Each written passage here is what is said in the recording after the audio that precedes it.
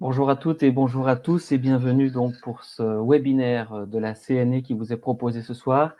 Un webinaire qui va durer 1 heure et pendant lesquelles nous allons vous présenter les différentes mesures qui sont prônées par le gouvernement Arizona, le gouvernement de Weaver, concernant les travailleurs malades de longue durée. Alors peut-être que vous avez déjà participé à de précédents webinaires de la CNE. C'est souvent le même format qui revient, à savoir que pendant 1 heure, une experte, dans ce cas-ci, va vous proposer un décryptage des nouvelles mesures concernant les malades de longue durée. Donc, à quoi les malades de longue durée vont devoir faire face si le gouvernement Arizona, le gouvernement de Weaver, valide bel et bien ces propositions actuelles.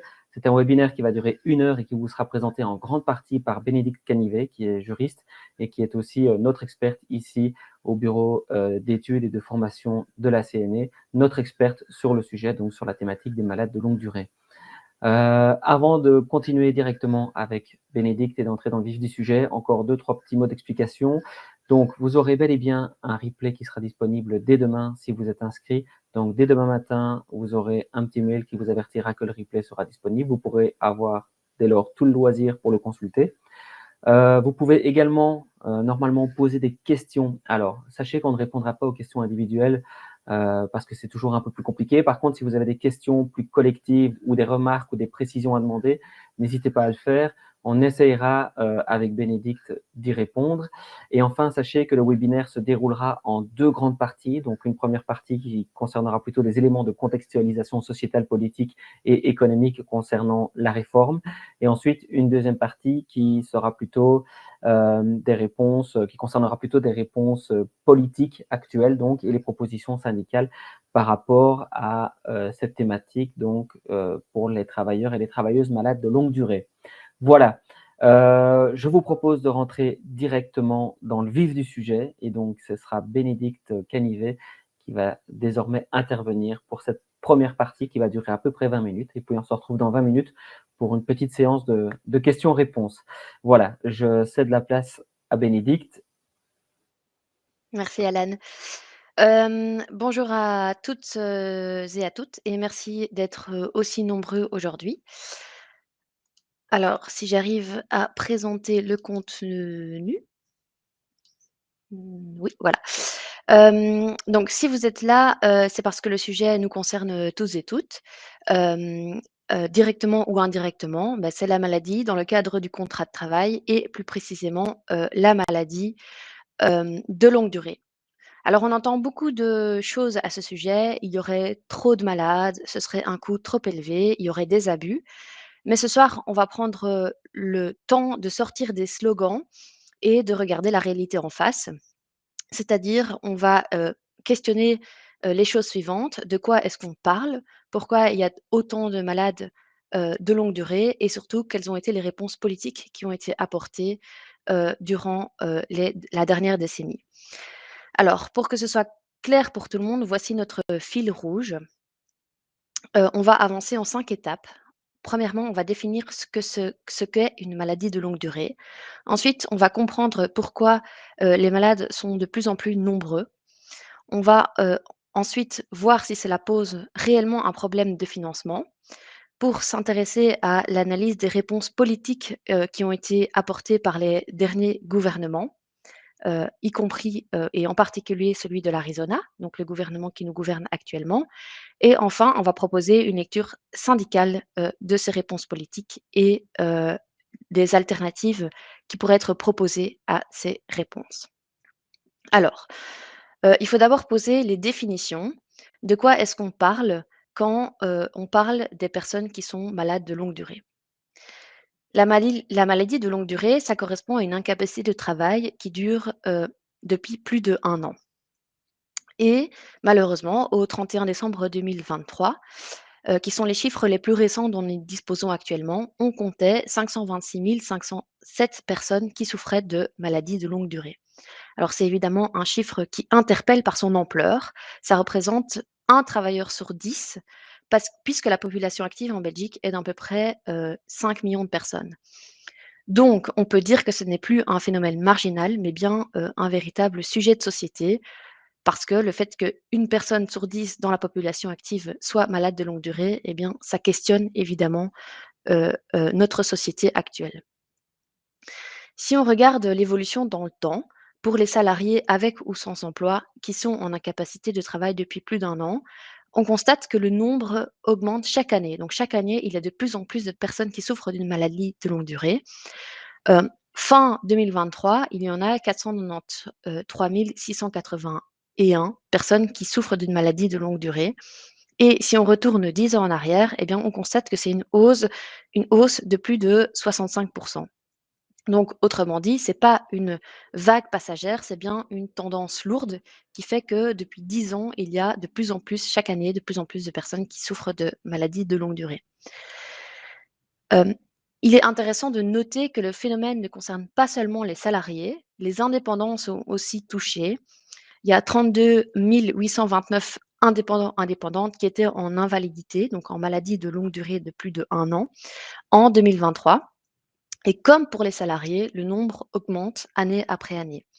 Donc additionné aux salariés, on arrive bien au nombre de 526 507 personnes qui souffrent d'une maladie de longue durée.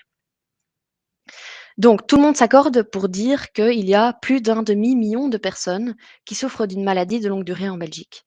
Mais un chiffre sans explication, ça ne veut rien dire. En vérité, la vraie question, ce n'est pas le combien, mais le pourquoi. C'est d'ailleurs la question centrale. Si on veut agir efficacement, si on veut comprendre ce qui rend les travailleurs malades, il faut se poser la question du pourquoi. Et heureusement, grâce aux statistiques de l'INAMI, on peut tenter de dégager des facteurs explicatifs. Alors, le premier facteur explicatif, il a trait au type de maladie. On voit dans ce schéma que 38% des personnes qui souffrent d'une maladie de plus d'1 an sont atteintes de troubles mentaux. C'est donc la partie bleue du gâteau.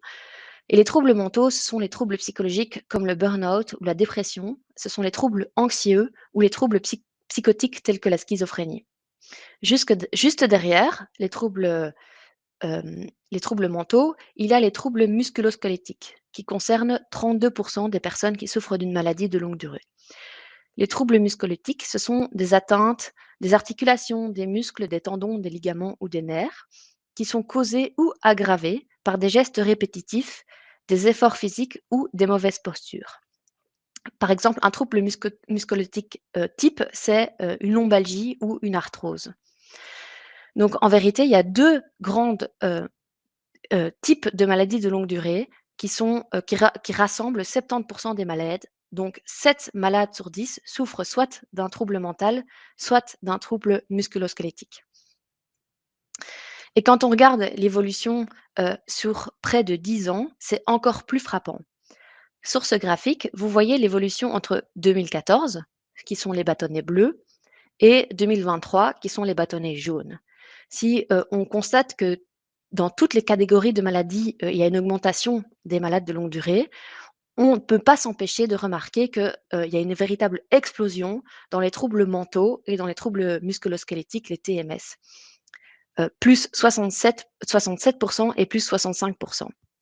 Alors, quel est le point commun entre les troubles mentaux et les troubles musculo-squelettiques, outre le fait qu'ils ont explosé depuis 10 ans? Eh bien, c'est le fait que ce sont des maladies liées au travail. Les TMS, les troubles musculo-squelettiques, ils sont générés par des gestes répétés, des efforts physiques, des postures contraignantes. Or, on sait qu'on passe environ un tiers de notre temps de vie au travail, et donc c'est au travail qu'on va faire le plus de gestes répétés, d'efforts physiques et de postures contraignantes. Pour les troubles mentaux, le burn-out et la dépression, ainsi que l'anxiété, on sait que le travail est presque toujours une partie du problème. Ce sont deux maladies qui sont directement liées à l'organisation du travail, à l'intensification, à la pression et à l'usure physique et mentale. Ce constat qui dit que donc les maladies sont liées en grande partie au travail, il est partagé bien au-delà des syndicats. Par exemple, les mutualités chrétiennes ont effectué une étude en 2021, une étude très sérieuse parce qu'ils ont envoyé une enquête à 5000 personnes qui souffrent d'une maladie de longue durée. Et le résultat de cette enquête est très interpellante parce que 56% des personnes malades de plus d'1 an, donc une personne sur deux, attribuent leur incapacité de travail au moins en partie au travail.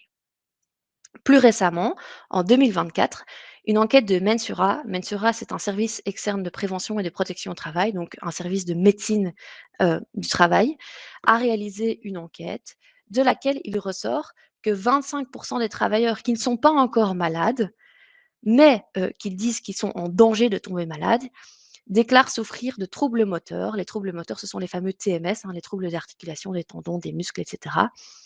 Et surtout que c'est une augmentation de 22% par rapport à la dernière enquête qui avait été effectuée par Mensura il y a 5 ans. Donc les TMS augmentent et de manière beaucoup plus interpellante, les maladies mentales augmentent aussi.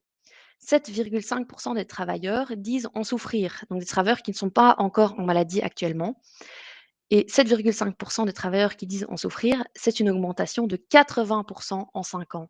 Donc ça prouve bien que les mauvaises conditions de travail sont un facteur essentiel des maladies de longue durée. Le deuxième facteur explicatif est à chercher dans l'âge des personnes qui souffrent d'une maladie de longue durée. Les personnes qui ont entre 60 et 64 ans, donc c'est le cadran rouge de notre tarte, représentent 22% des malades de plus d'un an. Et celles qui ont entre 55 et 59 ans, qui sont en orange, représentent 24%. Donc si on additionne ces 22% et ces 24%, ça signifie que 46% des personnes qui souffrent d'une maladie de plus d'un an ont 55 ans ou plus. Dit autrement, ça veut dire qu'un malade de longue durée sur deux, ou presque, a entre 55 ans et l'âge de la pension. Et là aussi, l'évolution dans le temps est spectaculaire. Sur ce graphique, vous voyez de nouveau l'évolution entre 2014, donc les bâtonnets bleus, et 2023, les bâtonnets jaunes. On constate que s'il y a une augmentation entre 2014 et 2023 dans toutes les catégories d'âge, c'est une explosion pour les catégories d'âge les plus élevées. Il y a eu 63% d'augmentation en moins de 10 ans du nombre de malades âgés entre 55 et 59 ans. Et pour les personnes âgées entre 60 et 64 ans, c'est 92%, donc proche de 100% d'augmentation. Ça veut dire que le nombre de malades âgés entre 60 et 64 ans a presque doublé en moins de 10 ans. Pourquoi? Sans doute parce que les fins de carrière sont devenues intenables. C'est impossible de ne pas faire le lien entre les mesures qui ont été prises par les gouvernements successifs pour progressivement fermer les portes de sortie collective. Par exemple, dans ce tableau, vous voyez qu'il était possible de prendre une pension anticipée. La pension anticipée, c'est le fait d'arriver à la pension avant d'avoir atteint l'âge légal de la pension, qui était de 65 ans avant 2025 et avant 2024 et qui passera à 66 puis à 67 ans. Il était possible de prendre une pension anticipée à 60 ans si on avait 35 ans de carrière. C'était ça les conditions initiales de la pension anticipée. Ces conditions ont été progressivement durcies, d'abord en 2011, où la condition de carrière a été reculée à 40 ans, et puis en 2014, où le gouvernement Michel du MR a repoussé non seulement la condition d'âge à 63 ans, mais aussi la condition de carrière à 42 ans. Et l'Arizona compte même aller plus loin en allant trafiquer la méthode de calcul des années de carrière. Donc, il sera de plus en plus dur, il est de plus en plus dur d'accéder à la pension anticipée. Pour la prépension, c'est encore pire. Alors, qu'est-ce que c'est la prépension? La prépension, c'est le fait de pouvoir combiner en cas de licenciement l'allocation de chômage et un complément payé par l'ancien employeur qui a licencié le travailleur. Initialement, la prépension, elle était possible à partir de 55 ans. Il n'y avait aucune autre condition. Elle a été rendue de moins en moins accessible au fur et à mesure des 4 dernières décennies, comme vous le voyez dans le tableau. L'Arizona a décidé de la supprimer purement et simplement à partir de 2025. Ça veut dire qu'il ne sera plus possible à partir de 2025 de partir en prépension et donc de pouvoir souffler alors qu'on a une longue carrière. Il y avait d'autres mesures, donc la pension anticipée et la prépension, elles permettent d'arrêter sa carrière. Il y a une autre mesure d'aménagement de fin de carrière qu'on appelle le crédit en fin de carrière. Le crédit en fin de carrière, il permet non pas d'arrêter totalement ses prestations, mais de passer à 50% ou à 80%, tout en percevant des allocations de l'ONEM pour compenser la perte de salaire du fait qu'on est passé à 50 ou à 80%.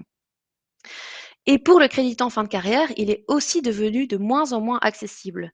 Au début, il suffisait d'avoir 50 ans pour en bénéficier, aucune autre condition. En 2011, le gouvernement a non seulement décidé de faire passer la condition d'âge à 55 ans, mais il a aussi décidé d'instaurer une condition de carrière. En 2014, le gouvernement Michel Duhamel a reculé l'âge à 60 ans et l'Arizona s'est inscrit dans la droite lignée de ses prédécesseurs.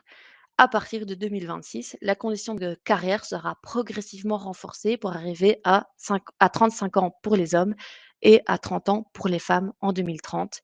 Et on arrive à un espèce de cercle vicieux un peu cruel qui fait que pour pouvoir réduire sa carrière à 50%, donc pour pouvoir réduire ses heures de travail à 50%, il faut avoir 60 ans d'âge et 35 ans de carrière, alors que c'était les conditions initiales pour pouvoir arriver à la pension anticipée et donc pouvoir arrêter tout simplement de travailler. Donc si on permet aux employeurs de continuer à exposer les travailleurs et les travailleuses à des mauvaises conditions de travail en ne permettant pas à ces travailleurs de ralentir ou de souffler en fin de carrière, c'est pas étonnant de voir les maladies exploser. Les personnes qui ne parviennent plus à tenir en bonne santé jusqu'à l'âge légal, bah, elles n'ont plus de réponse collective à leurs problèmes de santé et donc elles finissent par tomber malades. C'est un peu inévitable. Puisque un bon schéma vaut mieux qu'un long discours, voici un schéma qui résume tout. En 2011, il y avait plus de 110 000 personnes qui étaient en prépension. Donc je vous expliquais, la prépension, c'était la possibilité de combiner l'allocation de chômage avec une indemnité payée par l'ancien employeur. La prépension, ici, elle est représentée par la courbe bleue. En 2024, il n'y avait plus que 10 000 personnes qui bénéficiaient du régime de prévention, alors qu'en 2011, ils étaient 110 000 à cause de toutes les restrictions dont je vous ai parlé. Et puis la courbe, elle tombera bientôt à zéro puisque le régime a été supprimé purement et simplement par l'Arizona. Parallèlement, les malades de longue durée de 55 ans et plus ont augmenté de 124 000 unités. C'est la courbe rouge. Quand on ferme une porte en fin de carrière, on ouvre en fait celle de la maladie puisqu'il n'y a plus d'autres possibilités. On demande aux personnes qui ont 60 ans et plus d'avoir le même rythme de travail que les personnes qui ont 20 ans. Et donc, c'est impossible de continuer dans cette cadence d'une bonne santé. Voilà pour ce qui concerne notre première partie d'exposé qui prouve que les problèmes de santé sont liés en partie aux mauvaises conditions de travail et en partie à l'allongement des carrières. Alors, face à l'explosion des personnes qui souffrent d'une maladie de longue durée, les gouvernements parlent souvent d'un problème de coût. Ça deviendrait pas finançable, le fait qu'il y ait de plus en plus de personnes qui souffrent d'une maladie de longue durée. Mais face à ce constat, ce serait trop cher, on doit regarder les chiffres de plus près. La première chose à faire, c'est de montrer en fait l'ensemble des prestations sociales qui ont été versées en 2024. On remarque qu'en 2024, il y a 93,3 milliards d'euros qui ont été dépensés pour des personnes qui bénéficient des prestations sociales. Les principaux postes sont les pensions pour 43% et les soins de santé pour 35%. Les indemnités INAMI représentent 15% des dépenses, donc pour environ 13,4 milliards d'euros. Et les indemnités que perçoivent les malades de longue durée totalisent 8,6 milliards d'euros. Alors, je sais que je vous ai montré beaucoup de graphiques, mais je vous promets que celui-ci est le dernier. Et je vous demande, s'il vous plaît, si vous devez en retenir un seul de la présentation, c'est celui-ci. Il montre l'évolution annuelle moyenne par période. Donc, quand les bâtonnets vont vers le haut, c'est qu'il y a une évolution à la hausse, donc une croissance. Quand les bâtonnets vont vers le bas, c'est qu'il y a une évolution à la baisse, donc une diminution. Les bâtonnets verts représentent les recettes de la sécurité sociale. La sécurité sociale, qu'est-ce que c'est? C'est notre système de protection collective qui est financé par les cotisations de sécurité sociale. Les cotisations de sécurité sociale, elles sont tant personnelles, donc c'est des retenues sur votre salaire mensuel, les 13,7% de code ONSS sur votre fiche de paye, si vous prêtez attention, mais aussi les cotisations patronales. Il faut savoir que l'employeur verse tous les mois à l'ONSS un montant correspondant à 25% de votre salaire. On voit que depuis 2000, Les recettes de la sécu continuent de croître parce que les bâtonnets vont vers le haut, mais que cette croissance est de plus en plus petite. Les bâtonnets sont de moins en moins hauts.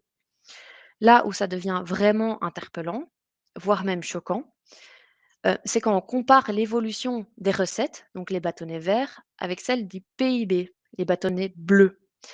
Qu'est-ce que c'est le PIB? Le PIB, c'est la richesse totale créée par un pays, la Belgique, ici, en un an. Ici, on voit que sauf entre 2008 et 2014, où il y a eu un tout petit plus de PIB que de recettes, eh ben, la croissance du PIB, donc la richesse globale du pays, est plus importante que celle de la croissance des recettes, donc des cotisations de la Sécu. Ça veut dire que les recettes n'ont pas cru de manière analogue à celle de la richesse du pays. Ou pour le dire autrement, la Belgique s'est enrichie, mais cette richesse n'a pas profité à la Sécu. Et puis, il y a les bâtonnets rouges. Les bâtonnets rouges, qu'est-ce qu'ils représentent? Eh bien, ce sont les dépenses de la Sécu, c'est-à-dire les allocations de chômage, les indemnités de pension, les indemnités pardon, de maladie, les pensions, les soins de santé. Tout ça, ce sont les dépenses. Eh ben, qu'est-ce qu'il est frappant ici de remarquer? C'est que sauf pendant le Covid, donc c'est le bâtonnet rouge tout à droite du schéma, les dépenses en sécu ont moins augmenté que le PIB. C'est particulièrement notable entre 2008 et 2014, où les dépenses en sécu ont baissé. C'est le bâtonnet rouge qui va vers le bas, alors même que la croissance économique, donc que la richesse produite par la Belgique, était au rendez-vous. Donc la conclusion à tirer de tous ces chiffres, c'est quoi?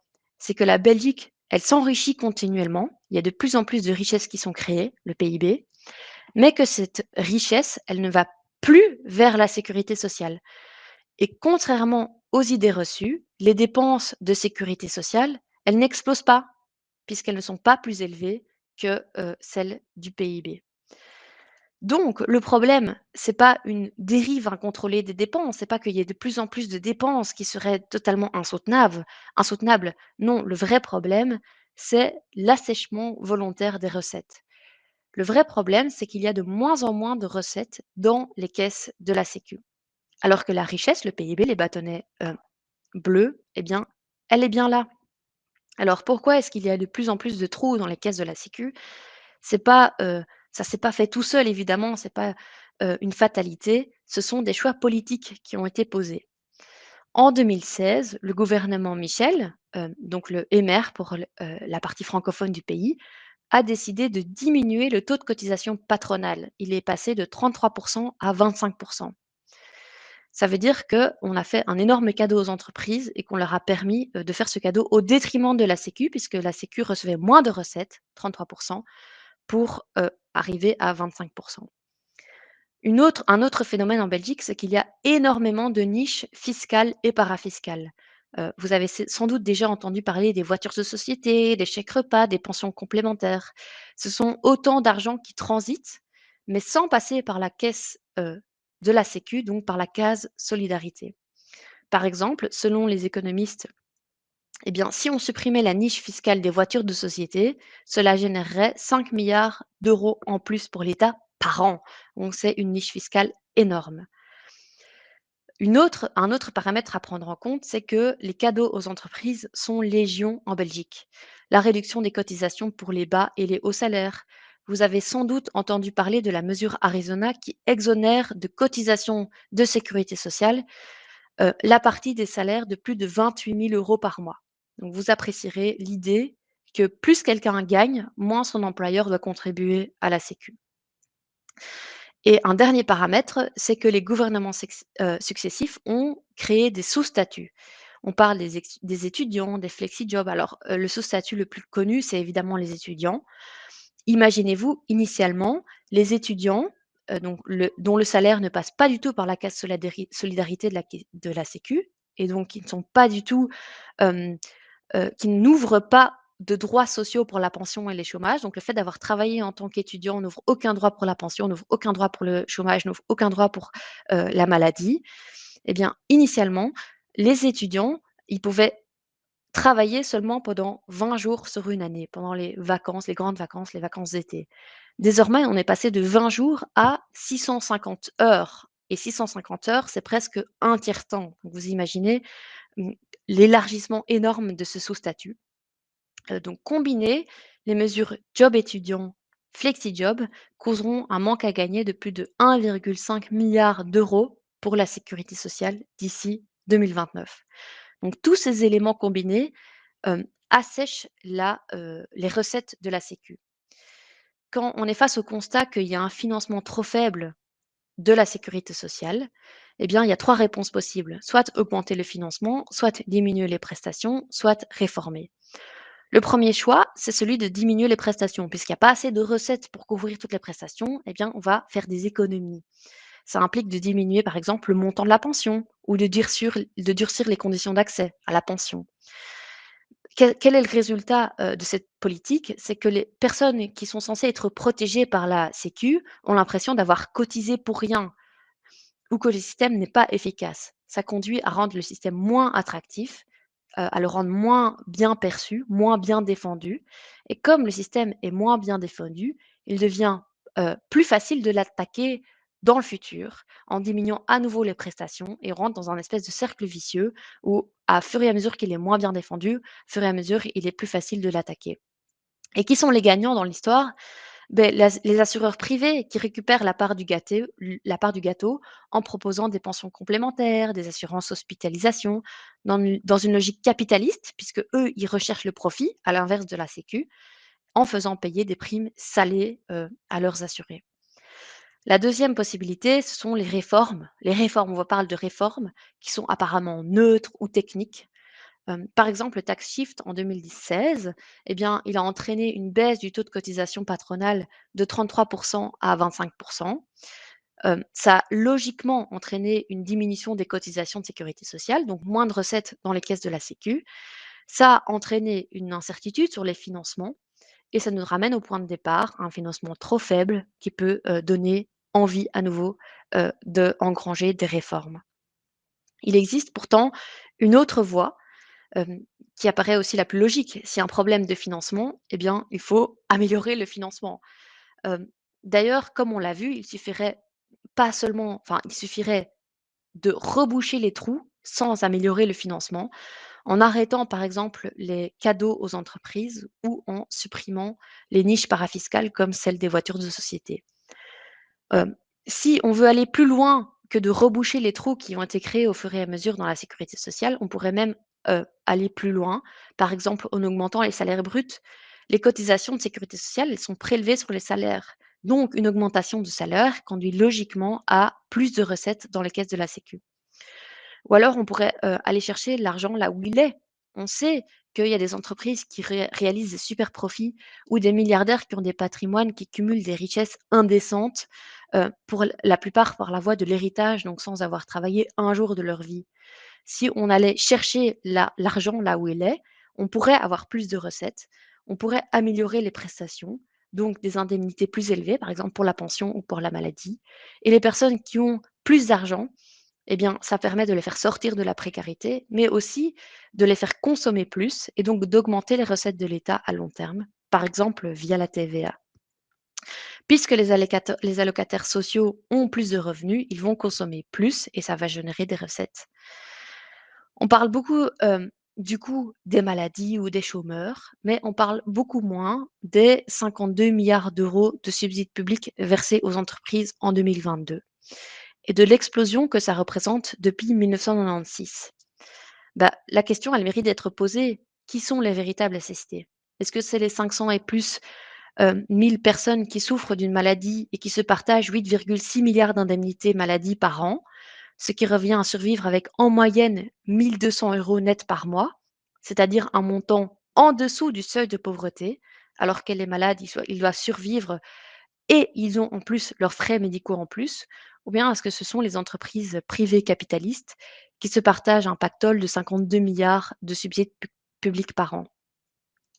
Donc le gouvernement, il arrose sans contrepartie les grandes entreprises qui derrière vont redistribuer le pactole sous forme de dividendes à leurs actionnaires. Et après, il se permet de pointer du doigt le malade de longue durée, le chômeur, le pensionné, comme s'il était profiteur du système. C'est là où il y a vraiment un problème et c'est ici que j'en, conclurai avec cette première partie de ma présentation et je rends la parole à Alan pour, répercuter les questions ou remarques que vous aurez éventuellement écrites dans le chat. Super. Merci beaucoup Bénédicte. Écoutez, c'était vraiment une très bonne, en tout cas la première partie a permis d'avoir de nombreuses questions. Alors tout d'abord peut-être quelques précisions qui intéresseront, une grande partie d'entre vous qui ont, tous ou toutes à peu près posé la même question. Donc oui, les slides qui, vous sont proposés par Bénédicte seront disponibles dès demain sur le site de la CNE. Un post accompagnera la diffusion de ces slides sur les réseaux sociaux afin de vous informer exactement du moment à partir duquel vous pourrez récupérer ce PowerPoint. Donc ça, une première réponse, oui, vous aurez bien accès aux slides et vous pourrez les réutiliser. Et puis la deuxième question qui revient assez souvent concerne le replay. Et donc oui, à nouveau, vous pourrez, comme pour les webinaires précédents de la CNE, vous pourrez revisionner ce webinaire et donc profiter des différentes explications de Bénédicte et de ses décryptages. Voilà, au bout de cette première partie du webinaire, Bénédicte, on a reçu pas mal de questions. Alors, j'en ai retenu 2. On va voir si on peut y répondre, sans quoi on essaiera d'en prendre une troisième. Alors, tout d'abord, la première question, c'est une question d'Alexandre qui est arrivée très tôt dans le webinaire. L'employeur peut-il prendre contact avec le travailleur pendant la maladie? Alors c'est une question, évidemment très importante, qui appelle à une réponse nuancée. L'employeur peut évidemment prendre contact avec le malade, c'est-à-dire qu'il peut lui envoyer un message, que ce soit par SMS, par mail, ou de manière informelle par lettre.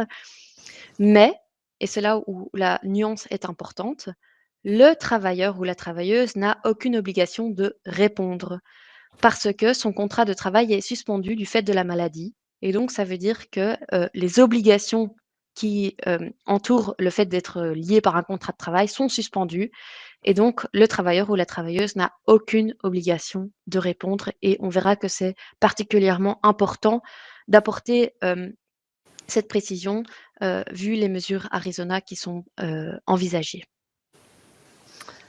Alors, je poursuis parce que justement, Alexandre vient de poser une question sous forme de précision. Si l'employeur peut prendre contact avec l'employé pendant la maladie, le contact peut-il être fait de façon orale?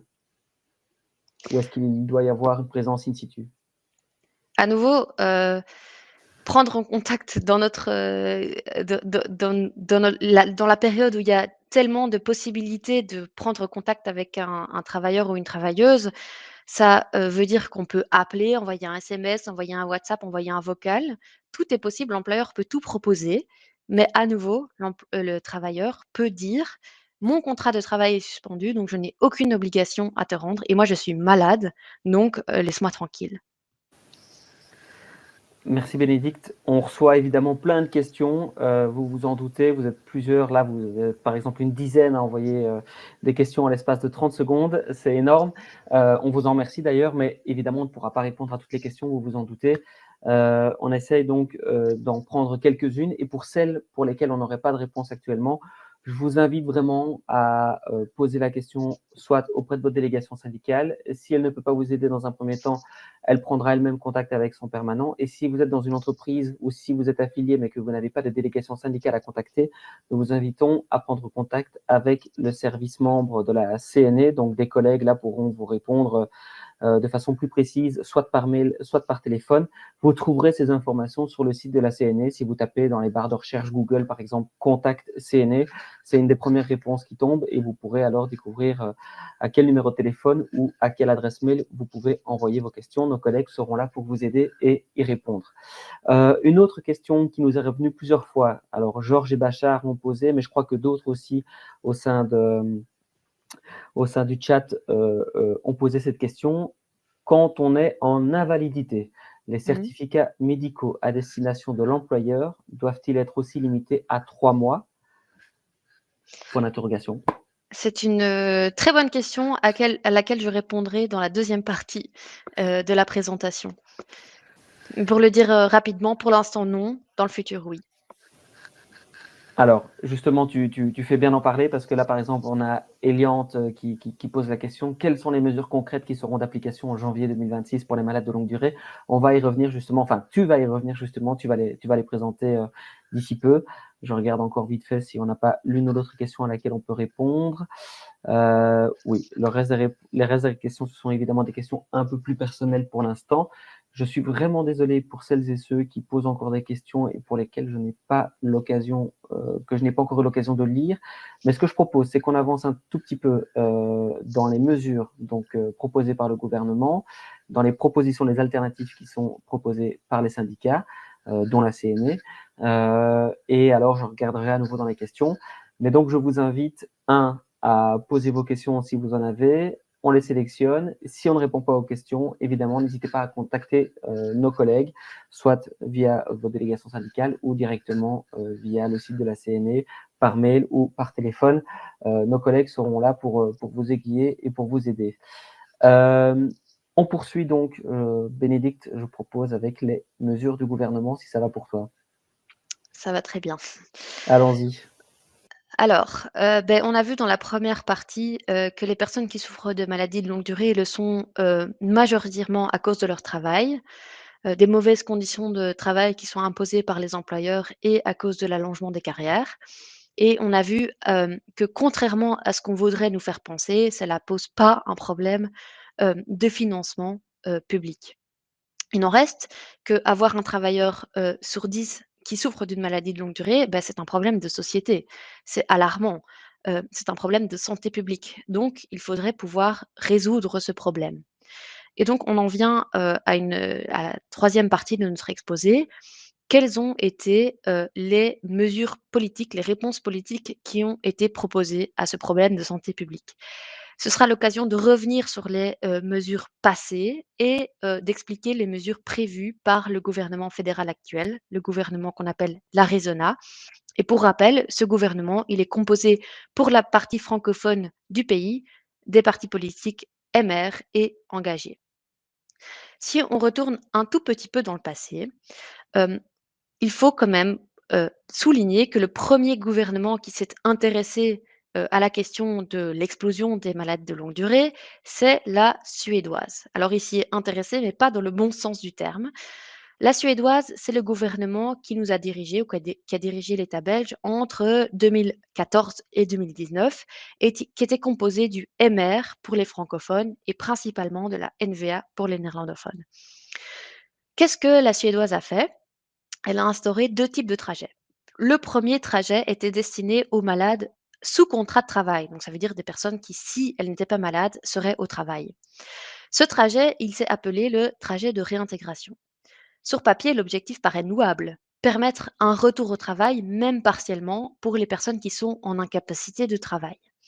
En réalité, 3 issues étaient possibles au trajet de réintégration, soit la réintégration chez l'employeur, par exemple en temps partiel médical, soit la non-réintégration chez l'employeur et donc le maintien en incapacité, et donc le fait de recevoir des indemnités maladie, soit la rupture du contrat de travail pour force majeure médicale.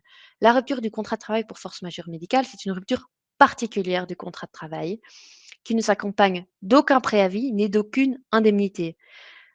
En gros, c'est un licenciement gratuit pour l'employeur car il n'a rien à payer, même pour les personnes qui ont une très longue ancienneté dans l'entreprise. On peut avoir 45 ans d'ancienneté, si on est malade, paf, l'employeur peut nous licencier gratuitement. Pour les malades sans contrat de travail, la suédoise a instauré un autre type de trajet qu'on a appelé le trajet de réinsertion. 2 ans après l'introduction de ce trajet au 1er janvier 2017, quel a été le bilan? Vous connaissez déjà la réponse parce que je vous ai montré le graphique avec l'évolution annuelle, des personnes qui souffrent de maladies de longue durée et vous avez vu qu'il n'y avait pas subitement eu de diminution du nombre de malades de longue durée à partir de 2017. Bien au contraire, ça a continué à augmenter. En réalité et plus spécifiquement, pour les trajets de réintégration, dans 55 des cas, donc dans plus de 1 cas sur 2, on aboutissait non pas à une réintégration, mais à la rupture du contrat de travail. Donc c'était pas un trajet de réintégration, c'était un trajet de licenciement et pas de licenciement normal, mais de licenciement gratuit. Quant au trajet de réinsertion, donc celui qui était destiné aux salariés sans emploi, il ne conduisait au retour au travail que dans 28 des cas. Entre 2020 et 2024, le gouvernement qui a dirigé la Belgique s'est appelé la Vivaldi. Il rassemblait pour la partie francophone du pays le MR, le PS et Écolo, et pour la partie néerlandophone du pays, les pendants du MR, du PS et d'Écolo, plus le CD&V. La Vivaldi, elle a décidé quoi? Non pas de revoir en profondeur ce qui avait été mis en place par la Suédoise, mais de réformer les trajets de réintégration. Et désormais, c'était une bonne chose, le trajet de réintégration ne peut plus aboutir qu'à deux issues, soit la réintégration chez l'employeur, soit la non-réintégration et donc le maintien en incapacité de travail. Ça veut dire quoi? Ça veut dire que le trajet de réintégration ne peut plus aboutir à la rupture du contrat de travail pour force majeure médicale. Pour rompre le contrat de travail, le licenciement gratuit, eh bien, il faut suivre une procédure séparée. Par ailleurs, c'est le gouvernement Vivaldi qui a décidé pour la première fois d'instaurer des mesures de responsabilisation. Et dès qu'on voit responsabilisation, ça doit faire trigger warning, c'est des sanctions. Pour les travailleurs, il s'agit d'une sanction de 2,5 sur l'indemnité de maladie si on ne collabore pas assez à sa réintégration. Pour les employeurs, c'est une sanction financière aussi, une sanction un peu technique, de 0,625 si le nombre de travailleurs en maladie de longue durée est supérieur à la moyenne. Et pour arriver à rentrer dans les conditions de cette sanction financière, il faut vraiment le faire parce qu'il faut avoir, des travailleurs en incapacité de travail, heu, plus de 3 fois, supérieur à la moyenne générale et plus de 2 fois supérieur à la moyenne sectorielle.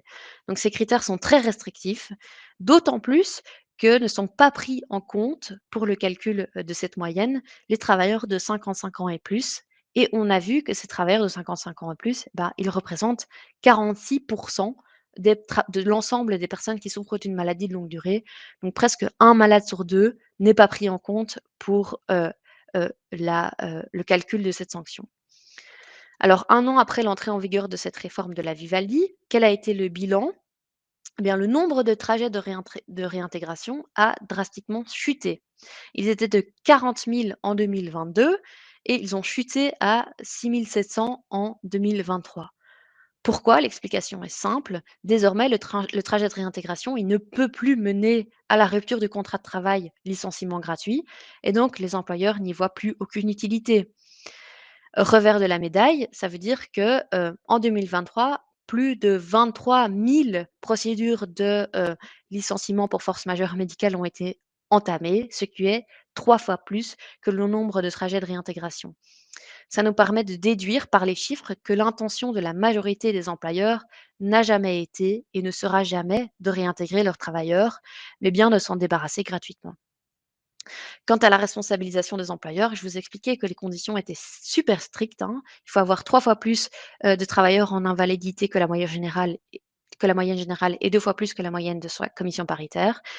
Ce qui, a créé une situation absurde dans laquelle seules 150 entreprises étaient concernées, pour un montant ridiculement petit en termes macroéconomiques. Donc si on prend l'ensemble des entreprises en Belgique, de 1, parfois 1,5 million d'euros de sanctions par trimestre.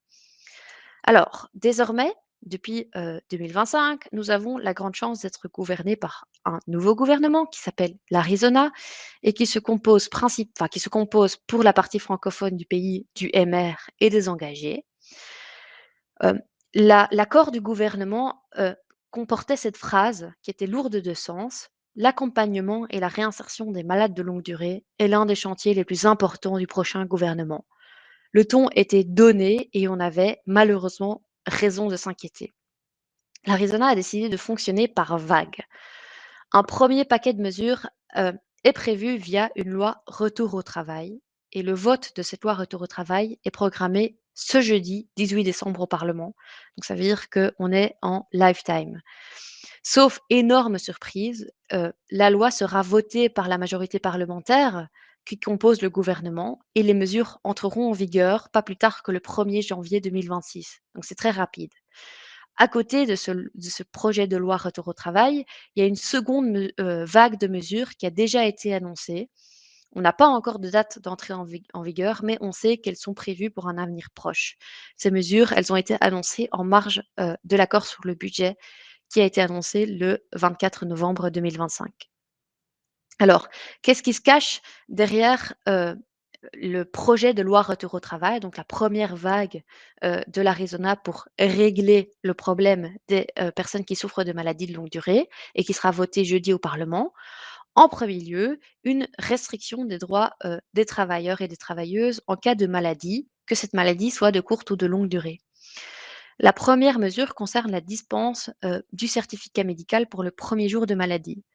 Vous le savez sans doute tous et toutes, depuis 2022, il ne faut plus remettre un certificat médical pour le premier jour de maladie, et cela au maximum 3 fois par an, sauf pour les PME qui peuvent faire exception à cette règle. L'Arizona va réduire ce droit à 2 fois par an au lieu de 3 fois par an à partir du 1er janvier 2026 et elle ne s'est jamais expliqué des raisons de ce choix. La deuxième mesure, elle concerne le salaire garanti en cas de rechute. Actuellement, lorsque un travailleur ou une travailleuse retourne travailler après avoir été sous certificat médical, donc après avoir été en incapacité de travail, et que cette personne retombe à nouveau malade dans les 14 jours qui suivent la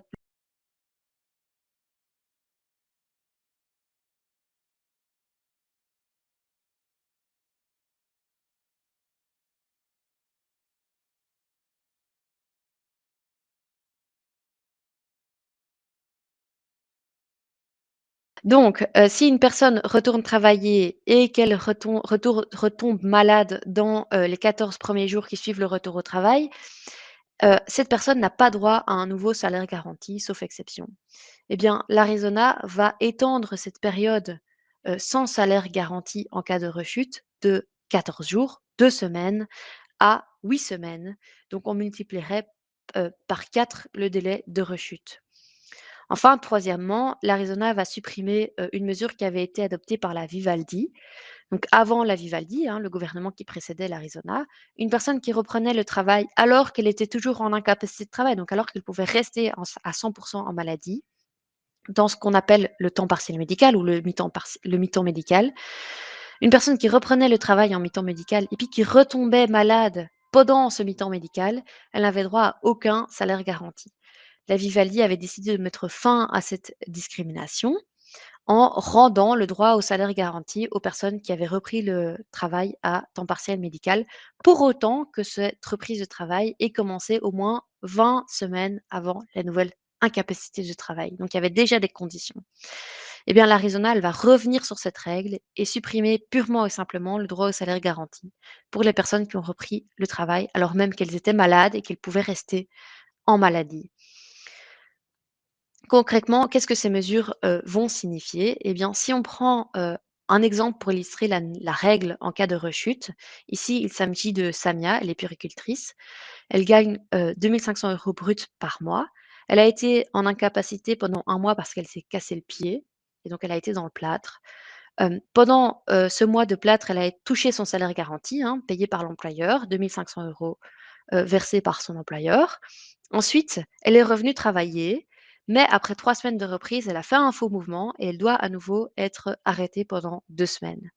Aujourd'hui, comme elle est revenue travailler 3 semaines, c'est-à-dire plus que 14 jours, elle a droit à un nouveau salaire garanti payé par son employeur pour ces semaines de rechute, ce qui correspond à 1 154 €.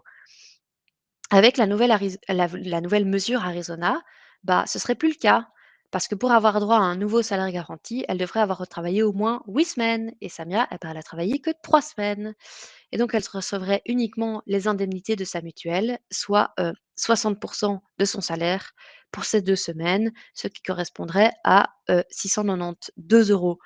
Donc pour Samia, ça représenterait une perte individuelle de 462 €. Mais en fait, ce qu'il faut voir de manière plus générale, c'est que la charge financière, elle est déplacée de l'employeur, qui normalement supporte ce coût, vers la sécurité sociale, vers l'INAMI, vers la collectivité qui couvrirait cette période. Alors, l'Arizona du MR est désengagé, c'est moins de droits pour les malades en général, mais c'est surtout la chasse aux malades de longue durée. Les malades seront obligés de suivre un trajet de réintégration en cas de potentiel d'emploi. Actuellement, ce n'est pas obligatoire pour un malade ou une malade d'initier ou de suivre un trajet de réintégration. Avec la mesure de l'Arizona, chaque travailleur malade verrait son potentiel de travail évalué par le médecin du travail après 8 semaines de maladie. Et si le médecin du travail décide qu'il y a un potentiel de travail, d'emploi, eh bien, un trajet de réintégration devra obligatoirement être suivi avant le 6e mois de maladie. Cette mesure, elle va totalement à l'encontre de toutes les études qui prouvent que seuls les processus volontaires mènent à une réintégration durable sur le marché du travail. La deuxième mesure que l'Arizona va prendre à l'encontre des personnes qui souffrent de maladies de longue durée, c'est celle qui dit que une personne qui ne se rend pas à une invitation du médecin du travail ou du médecin de la mutuelle dans le cadre de sa réintégration risque de perdre totalement ses indemnités.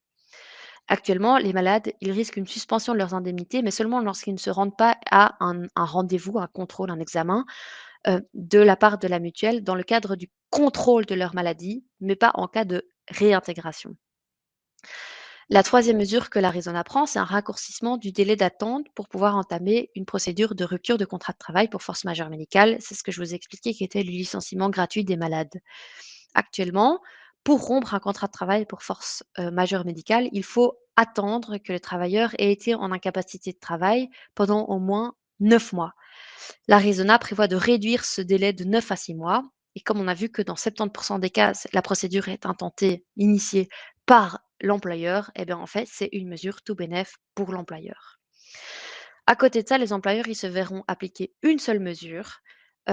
Actuellement, l'employeur il doit payer le salaire garanti pendant les 30 premiers jours d'incapacité et après ces 30 premiers jours, les employeurs ne doivent plus rien payer. Le fait que leur travailleur ou leur travailleuse soit malade, c'est gratuit. L'Arizona veut faire contribuer les employeurs à hauteur de 30% de l'indemnité de maladie pour les 2 premiers mois d'incapacité de travail après le salaire garanti. Attention, il s'agit nullement d'un deuxième ou d'un troisième mois de salaire garanti, c'est bien de faire contribuer l'employeur à hauteur de 30% de l'indemnité INAMI. Alors, cette mesure, elle a déjà des sérieux trous dans la raquette. D'une part, les PME, donc les employeurs qui occupent moins de 50 travailleurs seraient exclus.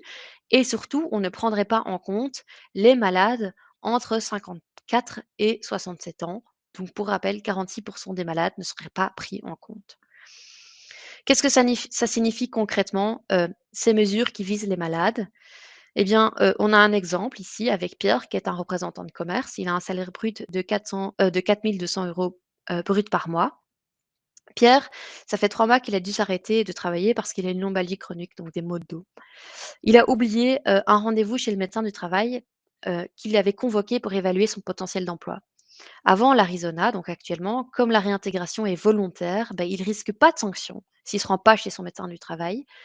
Donc, il continue de bénéficier de son indemnité de maladie qui correspond à 60% de son salaire brut, donc 2 520 € brut par mois. Attention, le brut n'égale pas le net.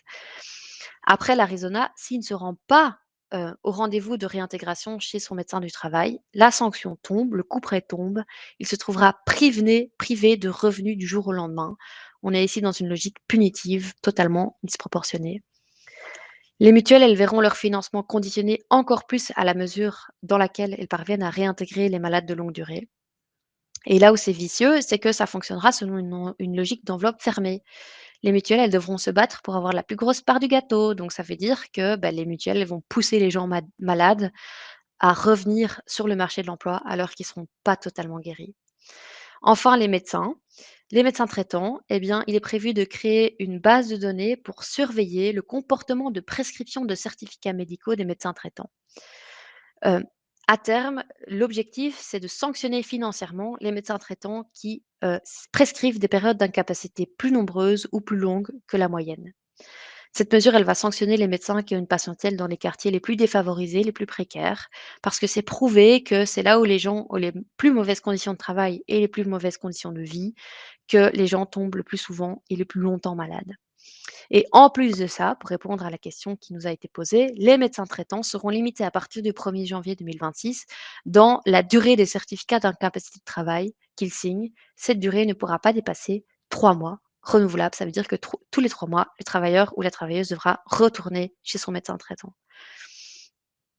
Je vous ai dit qu'il y avait 2 vagues. Le projet de loi de retour au travail que je viens de vous expliquer n'est que la première étape. Un deuxième tour de vis, une deuxième étape est prévue dans un avenir proche. Et ces mesures, elles ont été annoncées le 24 novembre 2025, même si on ne connaît pas encore leur date d'entrée en vigueur. Les principales concernées par ces mesures, ce sont les médecins traitants. Ils ne pourront plus signer un premier certificat médical de plus de 3 semaines. Donc on passe de 3 mois, de 0 mois actuellement, enfin de indéterminé actuellement, à 3 mois au 1er janvier 2026, à 3 semaines dans un futur plus ou moins proche. Ensuite, pendant la première année de l'incapacité de travail, ils ne pourront plus signer un certificat médical ultérieur, donc qui suit le premier certificat médical, de plus de 3 mois. Après 1 an d'incapacité, ils auront l'obligation d'établir un certificat annuel avec le diagnostic, la durée attendue de la maladie et les possibilités de travail adaptées. Alors, si, cela peut sembler à première vue être des mesures pas trop graves, c'est en fait loin d'être le cas. Il s'agit d'une restriction claire, de l'indépendance et de l'autonomie des médecins traitants. Soigner, ça devient un acte sous contrôle administratif. Donc c'est pas les besoins qui comptent, c'est, les statistiques qui sont décidées par le gouvernement. En plus de cela, les médecins traitants, ils ne connaissent pas forcément les conditions de travail de leurs patients. Ils ne sont pas formés pour identifier les possibilités de travail adaptées. Ça, c'est le job des médecins du travail. Donc, on demande à des médecins traitants de devenir des médecins du travail. Les malades, ben, ils voient s'agrandir inexorablement les risques de perdre leurs indemnités. Actuellement, ils risquent de perdre leurs indemnités seulement s'ils ne se rendent pas à un examen de contrôle de leur incapacité à leur mutuelle. À partir du 1er janvier 2026, ce sera aussi en cas d'absence un examen chez le médecin du travail. Et à l'avenir, on y ajouterait le fait de ne pas se rendre chez le médecin traitant pour produire le certificat annuel dont question, euh, juste au-dessus.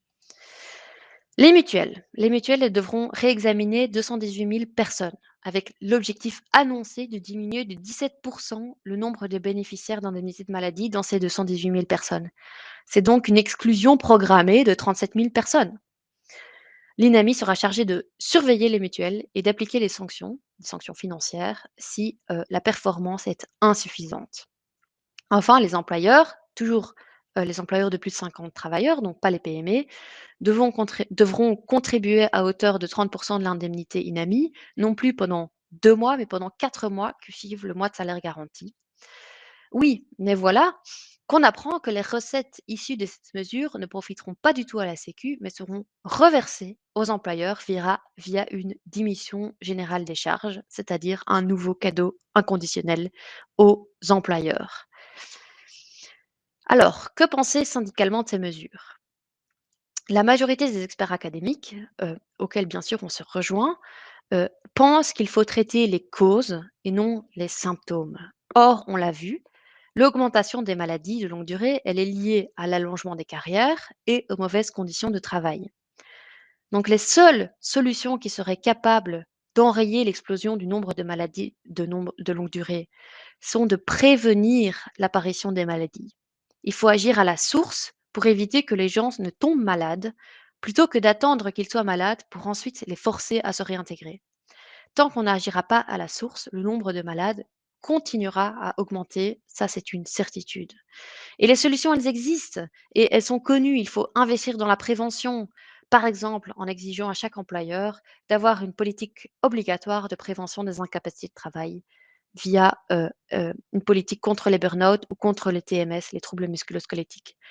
Il faut rendre les fins de carrière soutenables, par exemple en instaurant le plan 55-60-65, le droit à un crédit en fin de carrière à partir de 55 ans, le droit à la pension anticipée à partir de 60 ans et le droit à la pension légale à partir de 65 ans. Si ces mesures de prévention n'ont pas suffi et que des personnes tombent malades, il faut leur permettre un retour progressif et compatible avec leur santé, sans aucune obligation ni contrainte. Enfin, il faut contraindre les employeurs qui ne proposent aucune alternative au travail. Ben, force est de constater que ce n'est pas le choix politique que pose l'Arizona. Les mesures actuelles, elles visent les personnes, les malades, et pas les causes, les raisons qui ont fait qu'ils sont tombés malades. Ces mesures, elles sont inefficaces parce qu'on l'a vu, seule la prévention peut durablement et efficacement réduire le nombre de malades de longue durée. Le gouvernement ne prévoit aucune mesure de prévention. Il n'a qu'une seule obsession, la réintégration. Et la réintégration, ben, c'est agir après que le mal soit fait, après que la personne soit tombée malade. Mais si c'est le travail qui rend malade, ben, quel est le sens de remettre ces gens au travail, à part aggraver la maladie et multiplier les rechutes? Pire, actuellement, ben, les employeurs, ils peuvent légalement refuser de réemployer leurs travailleurs malades. Par exemple, ils peuvent refuser un temps partiel médical et ils ne risquent aucune sanction. Donc la réintégration, elle est totalement illusoire tant que les employeurs n'y sont pas contraints. Les mesures, elles sont non seulement inefficaces, mais elles risquent d'être contre-productives. La réintégration forcée, c'est une atteinte au droit de se rétablir totalement et à son rythme, qui risque d'entraîner des rechutes en cascade si la personne est forcée de revenir travailler sans être complètement rétablie. La pression sur les médecins, c'est une atteinte au droit de se soigner, ce qui va entraîner une perte de confiance entre le médecin traitant et ses patients. Et si les personnes attendent trop longtemps pour aller chez leur médecin parce qu'elles ne leur font plus confiance ou qu'elles ne sont que partiellement prises en charge parce qu'elles peuvent avoir qu'un certificat médical de 3 semaines, par exemple, et puis qu'elles ne retournent pas chez leur médecin, de leur médecin traitant, ça va entraîner une aggravation de la maladie ou une prise en charge tardive. La pression sur les mutuelles, c'est une épée de Damoclès. Sur chaque malade, est-ce que je vais être exclue, la mutuelle, parce que ma mutuelle doit gagner la course au financement?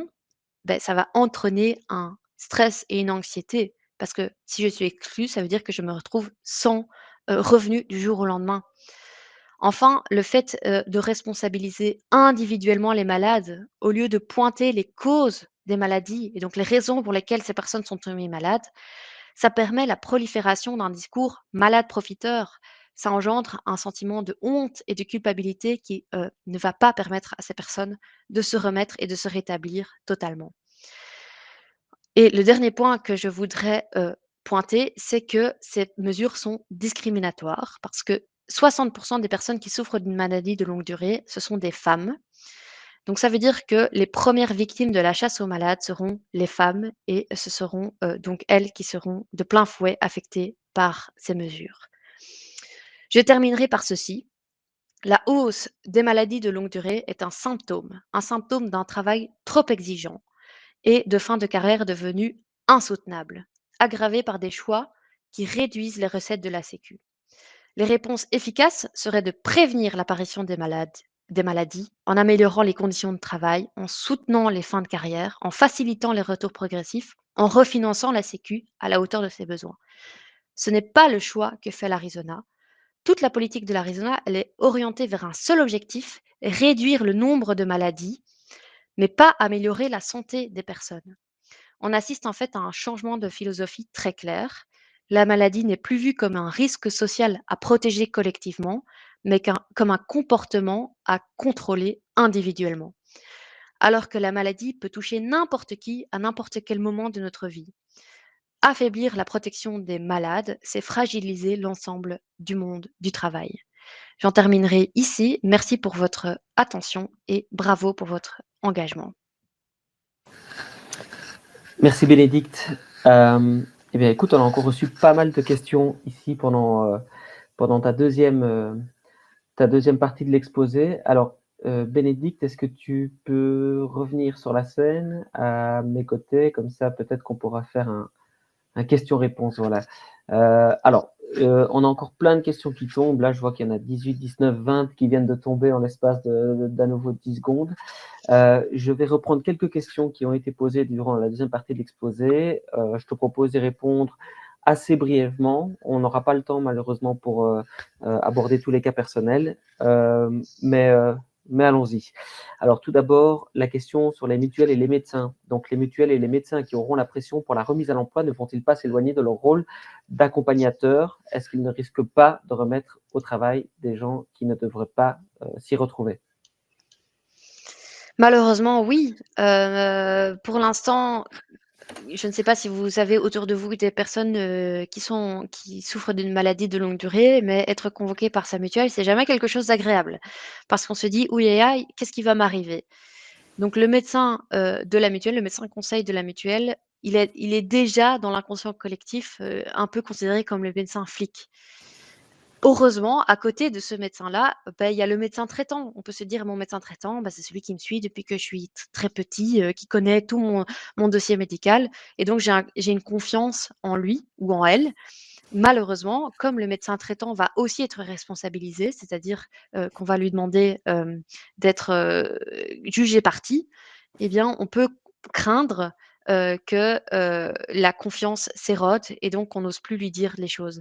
Même chose pour le médecin du travail. Le médecin du travail, pour l'instant, il peut pas délivrer une sanction. Donc lui, il est censé dire, quel est le travail qui est compatible avec l'état de santé, act dorénavant, si on manque un rendez-vous chez le médecin du travail, il est possible qu'on perde totalement, le bénéfice des indemnités, de maladie et donc ça veut dire que la confiance dans tous les médecins risque de s'éroder et donc c'est pas une bonne chose pour améliorer la santé des travailleurs et des travailleuses.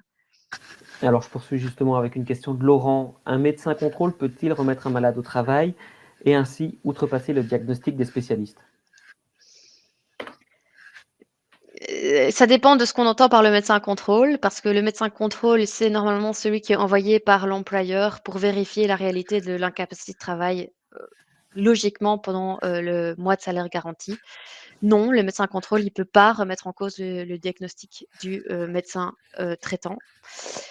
Hem, Par contre, le médecin du travail pourra dire: «Il y a un potentiel d'emploi et donc vous, travailleur, êtes tenu de tenter de vous réintégrer dans votre travail».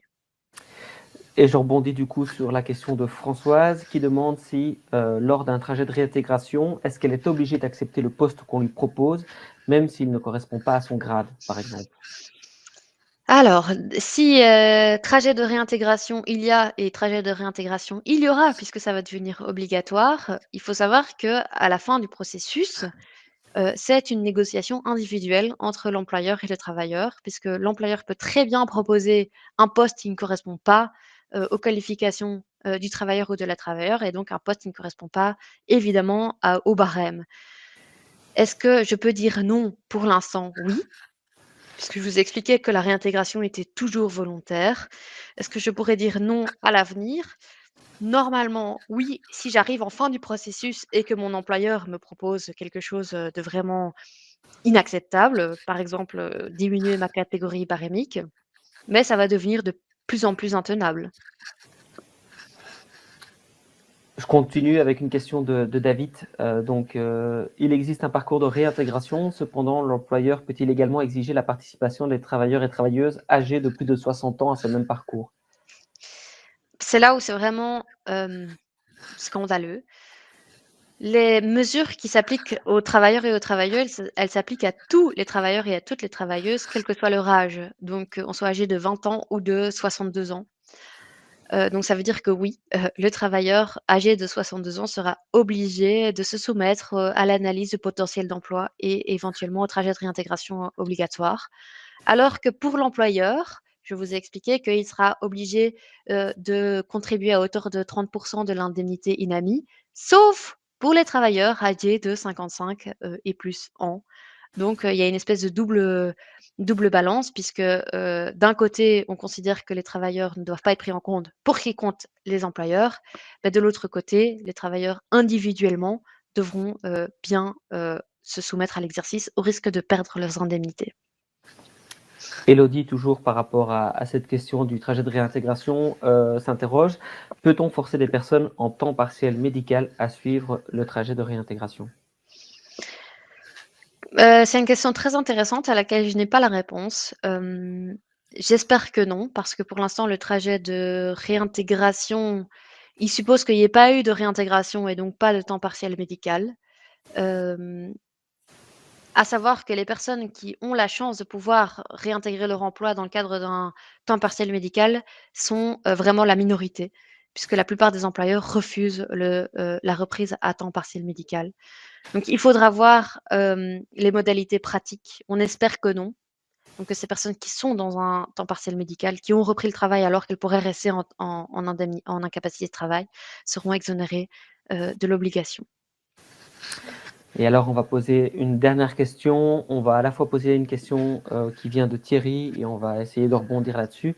Thierry s'interrogeait, ne faudrait-il pas encourager ou contraindre les employeurs à reprendre progressivement à temps partiel les travailleurs et les travailleuses? Et est-ce que plus globalement, on ne peut pas non plus quand même malgré tout s'interroger sur l'importance de responsabiliser les malades? Donc voilà, est-ce qu'on peut peut-être s'interroger sur les mesures qui ont été prônées jusqu'à présent? Donc, comme j'ai eu l'occasion de le dire en filigrane, une des choses qu'on dénonce, c'est qu'on met toute la responsabilisation sur le travailleur ou la travailleuse qui doit se réintégrer, mais elle n'a aucun pouvoir pour ce faire parce qu'en fait, le choix de la réintégration appartient à l'employeur. Il peut dire: «Oui ou non, je te réintègre ou je te réintègre pas».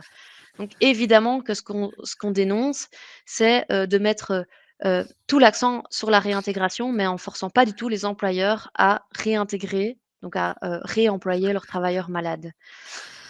L'idée de la responsabilisation des malades, évidemment, c'est quelque chose qu'on entend, beaucoup, donc c'est pas, étonnant de voir que ça a percolé, mais ça pose un vrai problème. Être malade, c'est jamais un choix, c'est pas un comportement à corriger. C'est un risque social comme le chômage ou la vieillesse, c'est quelque chose qui peut apparaître, à tous les stades de la vie et à n'importe qui. Mais responsabiliser quelqu'un, c'est lui donner les moyens. Or ici, on fait exactement l'inverse, on lui retire les droits, on crée de la peur, on menace des sanctions. Donc ce qu'on appelle la responsabilisation aujourd'hui, c'est en réalité une logique punitive, parce qu'on demande à quelqu'un de faire l'impossible alors qu'elle a pas tout le contrôle, entre ses mains. Merci Bénédicte. Évidemment, il y a plein de questions qui arrivent encore. Là, je vois qu'il y a à peu près 30 questions qui arrivent. Évidemment, on est vraiment désolé, mais on ne pourra pas répondre à toutes ces questions actuellement pour l'instant. Ce qu'on vous conseille vraiment, c'est de prendre contact avec votre délégation syndicale, si vous en avez une, avec vos permanents, si vous les connaissez, ou aussi à prendre contact si vous êtes dans une entreprise qui n'a pas de délégation syndicale ou que vous ne connaissez pas les représentants syndicaux de votre entreprise et que vous êtes affilié à la CNE. On vous invite réellement à convoquer nos collègues, à contacter nos collègues qui seront un plaisir de vous répondre. Il y a des permanences téléphoniques qui ont lieu tous les jours pendant plusieurs heures. Il y a également une adresse email cne.info@acv-csc.be sur laquelle vous pouvez envoyer vos questions et nos collègues feront tout pour vous répondre le plus rapidement possible. Donc, si vous avez encore des questions et que c'est vraiment urgent ou que vous sentez que vous avez besoin d'une réponse rapide et claire, n'hésitez pas à leur poser vos questions. Ils et elles sont là pour ça. Je rappelle également que toutes les slides que vous avez pu voir, que Bénédicte a présentées ici pendant l'heure qui vient de s'écouler, seront disponibles dès demain sur le site internet de la CNE, donc www.lacsc.be/CNE. Vous pourrez retrouver toutes les slides et vous pourrez également les partager avec vos collègues si vous le souhaitez. Concernant cette vidéo, le webinaire, donc il y aura un replay qui sera disponible dès demain. Vous recevrez tous et toutes un mail à ce sujet. Vous pourrez le consulter aussi longuement et librement que vous le souhaitez. Et sachez qu'en toute fin de semaine, pour ceux qui ne sont pas inscrits, donc vos collègues par exemple, qui ne sont pas inscrits à ce webinaire, mais qui voudraient revoir ou voir tout simplement ce webinaire, ils pourront le faire via la chaîne YouTube de la CNE. On mettra tout également sur les réseaux sociaux pour vous indiquer à quel moment exact, vous pourrez commencer à consulter ce webinaire. Voilà, on a déjà pas mal débordé sur le timing initial, mais c'est pas grave, c'est pour la bonne cause. On va donner encore quelques minutes à Felipe, voilà, qui est maintenant sur scène, à Felipe donc Van Kersbilk, qui est donc le secrétaire général de la CNE, afin qu'il vous apporte également quelques éléments de contextualisation et qu'il avance un discours syndical encore plus pointu que ce que Bénédicte n'a déjà pu faire. Felipe, voilà, la parole est à toi. Oui, merci Alan, vous m'entendez comme ça? On t'entend bien, oui. Alors, plus pointu que Bénédicte sur ces matières, certainement pas. Vraiment, merci beaucoup Bénédicte pour l'effort d'explication et pour la science dont tu fais preuve. Merci Alan aussi pour l'animation. et l'organisation du séminaire, vu qu'il est un peu plus que 9 heures déjà, je vais essayer d'être très court. Juste en vous rappelant qu'il y a un peu plus d'un an, 1 an et demi maintenant, les Belges ont voté et ils ont élu, pas tous, mais une majorité, des partis qui sont arrivés en disant: «On va faire un gouvernement de la confiance, de la simplification, on va, récompenser le travail et on va augmenter les revenus de ceux qui travaillent». Maintenant, ce gouvernement est en place depuis une petite année, depuis le 1er février. Et si vous avez entendu, si vous avez écouté comme moi ce que Bénédicte a expliqué, et puis sur les autres sujets aussi, hein, chômage, salaire, indexation, pension, etc. Ce qu'on peut constater, c'est que c'est un gouvernement qui considère les malades comme des suspects, comme des tricheurs potentiels, mais les médecins aussi, hein, vous avez entendu, le médecin aussi doit être contrôlé, on va devoir lui tenir la main quand il fait une prescription ou un certificat. Donc pour ce qui est de la confiance, on repassera. C'est un gouvernement qui va diminuer nos droits, les droits à ralentir en fin de carrière, aussi les droits à avoir un certificat qui correspond à ma situation de santé et pas aux intérêts de mon employeur. Mais c'est aussi, par exemple, le droit de dire quand j'ai une rechute parce que j'ai essayé de retravailler. Alors Bénédicte vous a expliqué que maintenant, après 3, 4, 5, 6 semaines de retravail, en fait, on va considérer que c'est toujours la même maladie. Vous n'avez plus droit au, au salaire garanti. Donc on diminue nos droits, on diminue nos revenus aussi. Ça vous est expliqué dans beaucoup de situations maintenant. On va se trouver dans les cas où on va perdre son droit à l'allocation d'invalidité, ou éventuellement on va être licencié de son travail pour la force majeure médicale, et il faut appeler un chat un chat. Si à un moment donné un employeur met un travailleur ou une travailleuse dehors de manière unilatérale de cette manière-là, ça veut dire aller au chômage. Et aller au chômage, vous l'avez compris, c'est désormais, à cause de ce gouvernement, euh, plus une véritable assurance dans le temps, puisqu'il suffit d'avoir chômé un peu trop longtemps dans sa vie, d'avoir une vie compliquée ou d'avoir eu des parcours compliqués pour pouvoir être exclu du chômage aussi. Et donc, on est bien devant un gouvernement qui va diminuer nos droits et nos revenus. Est-ce que cela est dû à une situation de grande pauvreté de la Belgique, que peut-être la Belgique est devenue un pays pauvre et qu'on est obligé maintenant de couper dans nos droits? Ce n'est pas le cas. Vous avez entendu que les entreprises, de leur côté, gagnent beaucoup d'argent. Bénédicte a évoqué les 52 milliards d'euros de subsides aux entreprises privées, donc on ne parle pas de subsides aux marchands, hein. C'est bien de subsides aux entreprises privées marchandes. 52 milliards d'euros, c'est gigantesque. C'est 6 ou 7 fois ce que coûtent les malades en Belgique. Et par ailleurs, les malades qui ont été expliquées depuis une heure, les mesures pardon, expliquées par Bénédicte depuis une heure, sont des mesures qui vont rapporter beaucoup d'argent aux entreprises, puisqu'elles vont pouvoir faire travailler des gens, y compris quand ils sont malades, ils auront peur de se virer malades, ou elles pourront se débarrasser des gens dont elles ne veulent plus. Alors, est-ce que, quand on a entendu ça, on doit se rouler en boucle sous la couette et pleurer ou désespérer? Non. Les mesures ne sont pas toutes décidées. Certaines risquent d'être votées au Parlement jeudi. Je vais en parler dans une minute. D'autres ne sont pas encore dans le tuyau pour le Parlement. Et puis, on constate quand même que depuis 11 mois, que nous sommes dans la rue, avec des manifs, des visites chez les ministres ou dans les partis, avec des grèves, avec des distributions d'informations aux travailleurs, un certain nombre des mesures vraiment dégoûtantes que ce gouvernement MR engagé à planifier ont été en partie atténuées. Alors, je ne suis pas en train de vous vendre du rêve. On n'a pas réussi à transformer ce gouvernement des riches et des patrons en un gouvernement qui penserait au bien commun, au bien de tout le monde, mais on a quand même protégé les travailleurs et les travailleuses d'un certain nombre de coûts. Par exemple, le malus pension, qui peut entraîner des très lourdes pertes pour la pension de gens qui n'arrivent pas à tenir jusqu'à 67 ans, eh bien, il devait entrer en vigueur le 1er janvier 2026. Ce ne sera pas le cas et nous allons tout faire pour que ce ne soit jamais le cas. Par exemple, le travail de nuit, le gouvernement a décidé qu'à 23h59, ce n'était pas la nuit, que la nuit commençait seulement à minuit. Eh bien, nous avons réussi à battre ça. Ce sera peut-être 23h, peut-être même 20h, et que donc, on va quand même perdre une partie de nos droits pour ceux qui doivent travailler la nuit, mais on en perdra beaucoup moins. Je pourrais continuer, mais pas à cette heure-ci, vous avez le droit de vous reposer. Juste pour vous dire que nos actions, elles ont quand même entraîné un certain nombre d'atténuations et donc les travailleurs sont protégés des mauvais coups du gouvernement. Alors, juste pour terminer, et en vous remerciant vraiment d'avoir pris du temps, vous, ce soir, pour participer à ce séminaire, il y a eu plus de 350 personnes qui ont pris du temps le soir comme ça. Je voudrais juste vous dire que dans quelques jours, ce sera les fêtes, Noël et puis Nouvel An. À cette occasion-là, on a l'habitude de dire aux proches, aux gens qu'on aime, aux collègues qu'on aime bien peut-être aussi, de leur dire qu'on souhaite une bonne santé. Alors, à vous toutes et tous aussi, je voudrais souhaiter une bonne santé, mais pas de façon naïve. Dans une société comme la nôtre, la santé, c'est un bien collectif. Évidemment, ma santé, c'est d'abord mon corps et moi, et mon mental et comment je vais.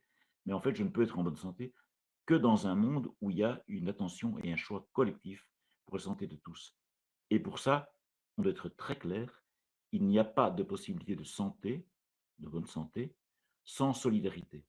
Et pour cela, je conclurai en disant que le fait que vous soyez, la plupart d'entre vous, des membres ou bientôt des membres de la CNE, c'est très important. Plus on a un gouvernement de méfiance, de destruction des droits, de diminution de nos revenus, de transfert de l'argent vers les plus riches, plus c'est important d'être ensemble. Pour nous, notre slogan, vous le connaissez, c'est la CNE est toujours à vos côtés. On a besoin de tout le monde. La CNE, ce ne sont pas des super-héros, ce sont des collègues et des militants qui font de leur mieux, mais nous sommes forts seulement que nous sommes très nombreux ensemble. Et donc, ce que je vous souhaite pour 2026, c'est bonheur et santé, mais ça passe par la solidarité entre nous tous et toutes. Merci beaucoup, bonne fin de soirée à vous. Merci beaucoup, Felipe. Je me permets de reprendre la parole juste donc pour vous confirmer que demain matin, vous recevrez à tous et toutes un mail pour revoir ce webinaire. Vous pourrez donc le reparcourir en long et en large afin de peut-être réécouter des informations qui vous concernent plus personnellement. Sachez aussi, et ça j'insiste vraiment, que si vous avez des questions, des précisions à demander, nos collègues au sein de la CNE et de la CSC sont également là pour vous aider. N'hésitez pas à leur écrire. Si vous tapez sur Google « Contact CNE », vous trouverez directement une adresse mail et un numéro de téléphone auquel vous pourrez leur poser vos questions. Voilà, je vais conclure Pardon, Alan. ici ce webinaire. Merci J'ai à oublié tous un d'être petit restés. mot, Ah, Alan. Felipe. Pardon, j'ai oublié que ce jeudi, le 18 décembre, dans 3 jours donc, à 10h30, au 95 rue du Trône à Ixelles, il y a un rassemblement de travailleurs de la CNE qui vont livrer une petite surprise à des ministres du gouvernement. Et donc, celles et ceux d'entre vous qui ont du temps, qui ont la possibilité de se joindre à ce rassemblement, c'est au 95 rue du Trône à Ixelles, à 10h30 ce jeudi, parce qu'on ne va pas les laisser tranquilles. Pardon, j'avais oublié de dire ça. Pas de souci, merci Felipe. Et donc, je vous dis encore une fois merci à toutes et à tous. Et je vous dis à bientôt sur le site de la CNE, sur les réseaux sociaux de la CNE et surtout, portez-vous bien. À très bientôt. Au revoir.